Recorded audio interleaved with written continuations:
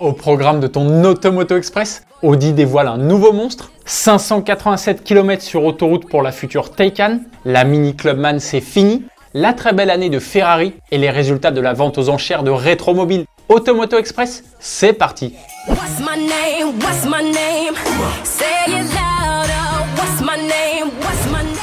Appelez-la Audi RS6 GT. Avant la prochaine génération du gros break sportif de la marque Ozzano qui devrait être hybride ou 100% électrique, Audi a décidé de marquer le coup avec un monstre limité à 660 exemplaires qu'il faut appeler RS6 GT. Elle est bestiale. Si elle te dit quelque chose, c'est normal. Elle est directement inspirée du concept car RS6 GTO dévoilé en 2020 pour les 40 ans de la technologie Quattro. Elle rend aussi hommage à l'Audi 90 Quattro IMSA GTO de 89. Techniquement parlant, cette RS6 GT est basée sur la version performance présentée l'an dernier. Son V8 4 litres biturbo développe toujours 630 chevaux. Sauf qu'elle est plus légère de 15 kg grâce à son capot et ses ailes en carbone. Son châssis est aussi 10 mm plus bas grâce à une nouvelle suspension. Elle peut abattre le 0 à 100 km/h en seulement 3 secondes 3 et la vitesse de pointe 305 km/h. C'est solide. Sur les 660 exemplaires, seulement une trentaine seront réservés au marché français. Le prix devrait avoisiner les 230 000 € sans compter le malus écologique de 60 000 €. Petit détail, il ne suffit pas d'avoir le budget pour devenir propriétaire de cette Audi RS6 GT. Il faut déposer un dossier de candidature qui sera examiné par la marque. On imagine déjà les lettres de motivation des potentiels acheteurs. Les premières livraisons débuteront au deuxième trimestre 2024.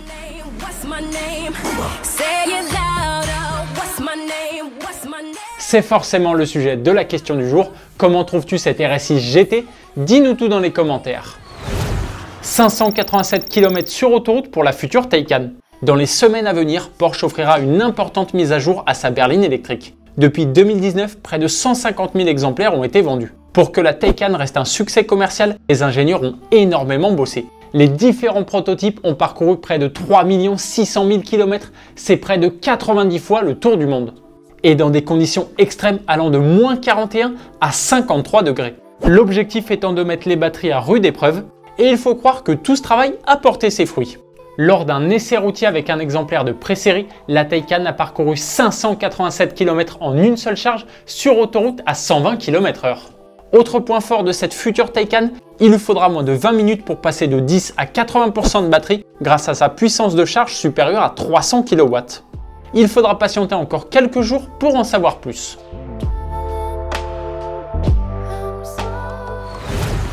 La Mini Clubman, c'est fini. Il y a quelques mois, la PDG de la marque germano-britannique avait annoncé que le break tirerait sa révérence début 2024. Cette date est malheureusement déjà arrivée. La toute dernière Clubman est sortie de l'usine d'Oxford il y a quelques jours.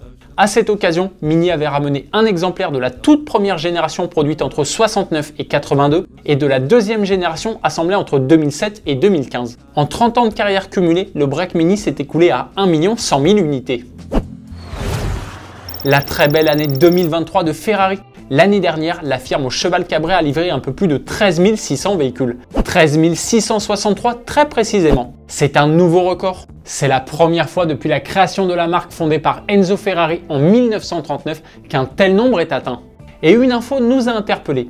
Près d'une Ferrari sur deux livrée l'an dernier était propulsée par un bloc moteur hybride. Un score très élevé. Surtout quand tu sais que dans la gamme de la marque, il y a seulement 4 modèles avec un moteur hybride.